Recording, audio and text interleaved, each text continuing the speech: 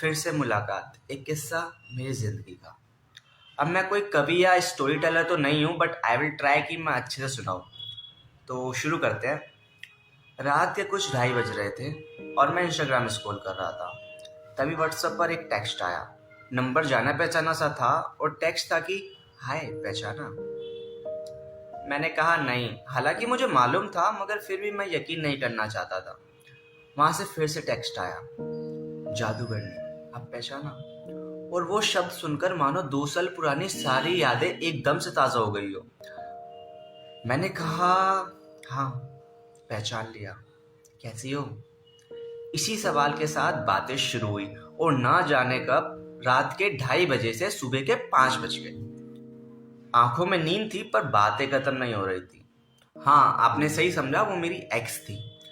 2 साल पहले जिस तरह से हम एक दूसरे से अलग हुए थे लड़ाई करके, वो तो मानो भूल ही गए थे। और एक खुली किताब की तरह एक दूसरे के सामने सारे अपने सीक्रेट शेयर करे थे, अपनी बातें शेयर करे थे, बिना झिझके, पहले जैसे। और फिर सोने का समय हो गया था और मैंने कहा चलो गुड नाइट। तभी उसने कहा कभी टाइम निकाल कर मिले, वही पुरानी जगह पर। और मानो मुझे यही सुनने का इंतजार था, मैंने भी बिना समय गवाए कहा हाँ हाँ जरूर, क्यों नहीं। डेट और टाइम डिसाइड हुआ। देन हम दोनों सोने चले गए, अकेले अकेले।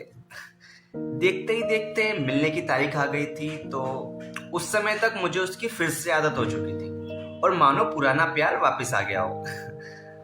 तो उस दिन मैं जल्दी उठा और सुबह तैयार होकर घर से निकला, वो भी रेड शर्ट पहनकर, क्योंकि वो उसको पसंद थी। मैं मिलने से पहले काफी नर्वस था, क्योंकि एक लंबे अरसे के बाद उससे मुलाकात होगी। बात शुरू कैसे करूंगा, हाय हेलो या क्या ही बोलूंगा, मुझे कुछ समझ नहीं आ रहा था। ये सब बातें सोच ही रहा था, तभी वो मुझे दिखी। 2 सालों में काफी बदल गई थी।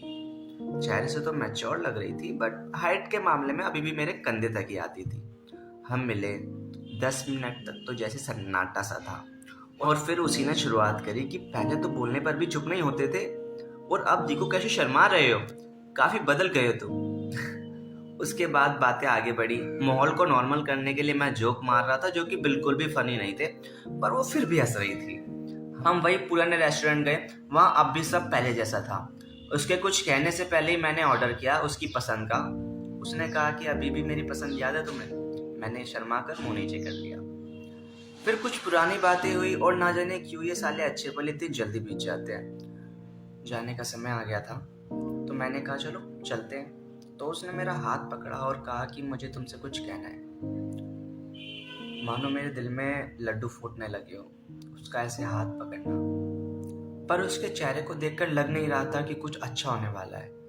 इतने में उसने कहा कि मैं जा रही हूँ। मैंने कहा हाँ, मैं भी जा रहा हूँ। उसने कहा नहीं, मैं जा रही हूँ इस शहर से, और मैं चाहती थी कि आखिरी समय में तुमसे मिलकर जाऊं। और मिलने तो पहले 2 साल से चाहती थी, पर कभी हिम्मत ही नहीं हुई। और उस टाइम दोनों की आंखें नम थी।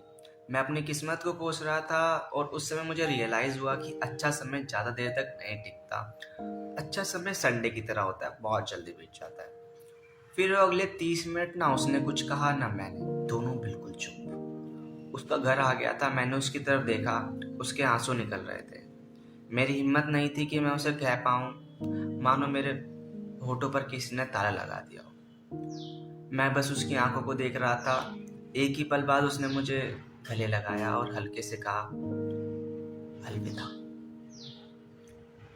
मैं कुछ कह पाता, कुछ कर पाता, उससे पहले वो चले गई थी। मैं एक बार फिर से उसे खो चुका था, और इस बार शायद हमेशा के लिए।